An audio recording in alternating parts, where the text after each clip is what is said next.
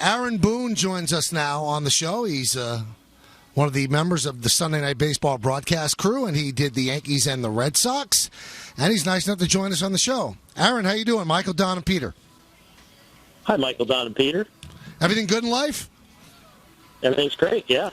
I made this comparison earlier. When we were all young, we had older cars, and sometimes you just keep grinding it, going as fast as you possibly could with a bad transmission, and the transmission just completely breaks after a while.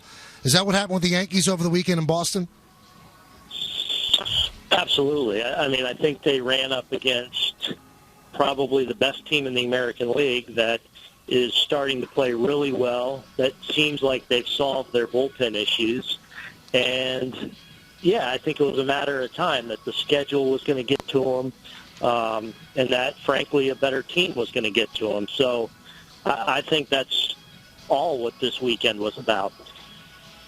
Now, Yankee fans down on Joe Girardi because he seems to be so sabermetrics-driven. You follow the game of baseball. What percentage are like Joe, and what percentage are gut guys anymore? I would say,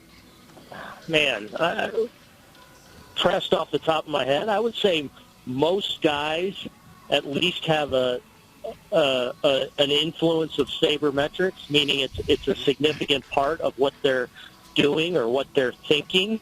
I would say there's very few now to where it doesn't exist at all. I think that's where the genius is and the artistry is of, what is the right amount to use. And the guys that are able to apply that properly while still managing their club, I think those are the guys that are among the best managers right now. I will tell you this, though, Aaron. I look at the way the game is played now and the preponderance of really smart guys in front offices, and they have all these theorems and things that they send down and the shifts and all that. And I get it. It's good for baseball. But you'll never have an Earl Weaver. You'll never have a Billy Martin. You'll never have a Lou Piniella. I just don't think you'll ever have that sort of manager who just flies by the seat of his pants and lets his gut take over, because a manager not only doesn't have to answer to the media, Aaron, he's got to answer to the front office. Why did you go against the numbers we sent you? I just don't think you'll ever have that manager again. Well, yeah, but look, I think the perfect guy right now and the perfect example, and obviously part of it is, yes, this giant team is Joe Madden. I mean, there's no question that I think sabermetrics plays a big role and a big factor in what they do there and how he shapes his lineup every day. But I also think that's a manager that's very connected with what it means and the importance of the clubhouse and what it means to be connected with the different individuals in the clubhouse, what it means to empower coaching staffs. So I think there is that balance to where it's not just this computer-driven sabermetrician type game where there's no connection between management and personnel or player.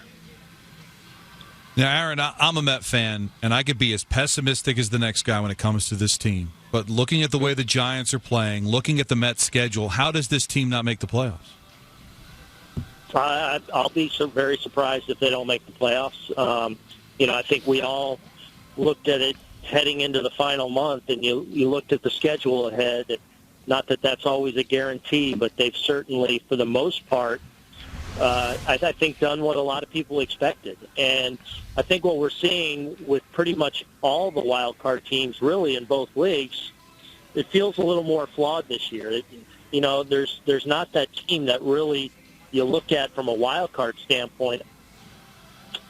I don't anyway, that, I can see them going deep into the postseason, but I fully expect the Mets to get there.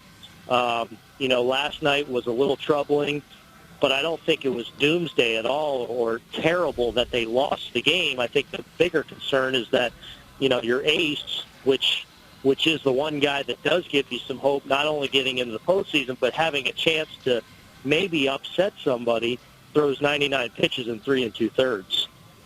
And that ace, it's going to be very difficult to the Mets to have enough breathing room where they could set up Syndergaard to pitch the wild card. Now, both Don and I could see the Mets winning a wild card either against the Cardinals or the Giants, but even if you have Syndergaard, I don't know with the guys that are pretty much spackling the rest of the rotation, Aaron.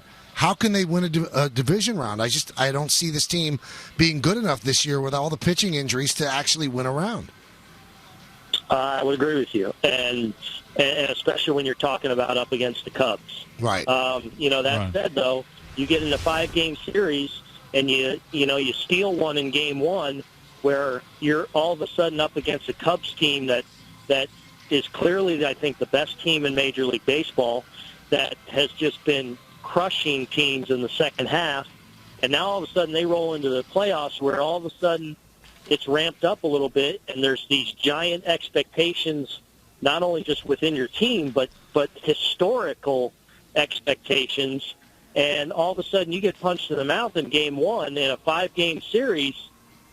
Baseball can be a funny game in a 24-hour, 48-hour period, so you never rule anything out. But it is difficult for me to envision this Met team realistically advancing far into the playoffs, just given their current injury situation and their current roster.